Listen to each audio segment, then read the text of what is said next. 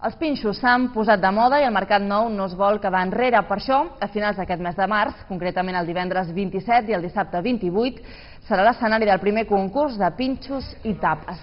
En aquesta competició culinària, els col·laboradors del Mercat Nou presentaran el seu propi pinxo fet amb els ingredients de les seves parades, fomentant així el producte local. Els pinxos tindran un preu simbòlic de 50 cèntims cadascun i la recaptació final anirà a benefici de la Creu Roja. El públic votarà el guanyador a través d'unes paperetes, encara que Estela Riera, l'organitzadora d'aquest esdeveniment, assegura que el veritable premi és atreure gent al mercat, cosa que sempre s'aconsegueix fent coses per boixos i quan hi ha menjar. Se'ns va acudir això perquè hem anat a provar diferents tipus d'esdeveniments i hem vist que els dos que més funcionen són en els que hi ha nens i en els que hi ha menjar.